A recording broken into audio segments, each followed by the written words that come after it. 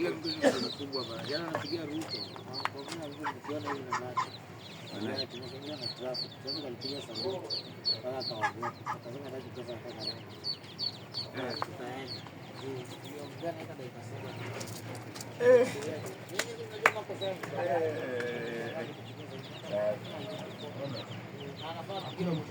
Kitu kwanza nitangulia kuona ni Rudi kwa tuko moja.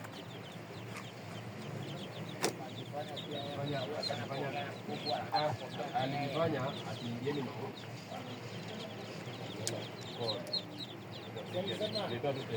Alisema unajua makosa yetu, unajua makosa yetu. Unajua makosa yako. Inataka tu ikuje ni gware. Nimepata huko juu, wakubwa wanalala tu huko juu.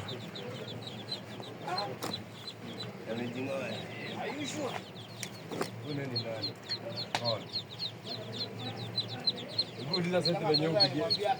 Ni problem kushika wewe piga. Unajua ile ndani fulani. Wewe ndio utanipiga siku niona jana. Hiyo fulani unaona, mimi si nimesetiwa haja hizi lia. Ile hizi lia how many times said. Alikwambia hizi lia masaa mangapi? Ama dakika ngapi? Hizi lia tunalianga mara ngapi? Ikilia hivyo mara 3 inatokea. After seconds tu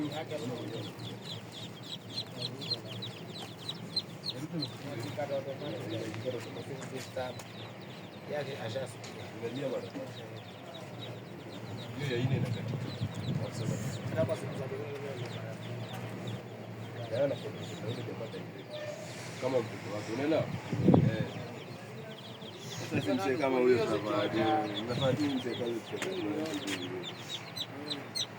jana nilikuwa natumia sasa hata BMW. Anapiga na BMW yake. Mimi nimero changu msema mara ya kwanza na Ulikuwa na wewe? Tukiongelea mambo za campaign. Kwa nini umesahau? Nikakaa mkukula hadi chapati na marago hapo nipata kile mtu anakula. Wewe kugonga na chakula. Sasa nilikuwa nimeelekea full.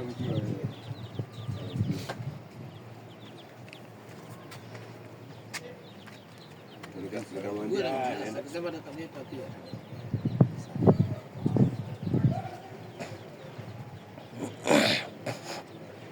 Mimi hata jana nilitegea kuja, nilikuwa nataka kumtoa tax jana. Alafu nasikia ati wameenda Utawala, niliboeka mbaya. Mpe idea.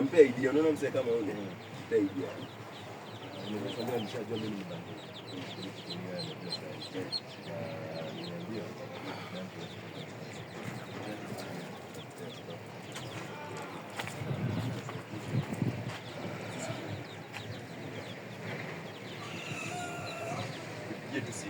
Hata ukue wapi, piga tu simu moja.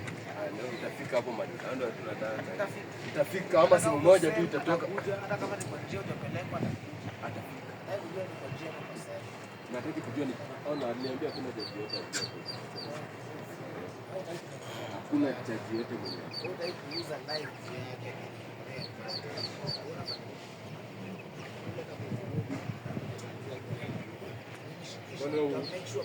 Traffic alifanyiwa tu. Traffic kwanza ukishikwa. Mimi nikishikwa napata kutoka sasa. Kama kidogo kule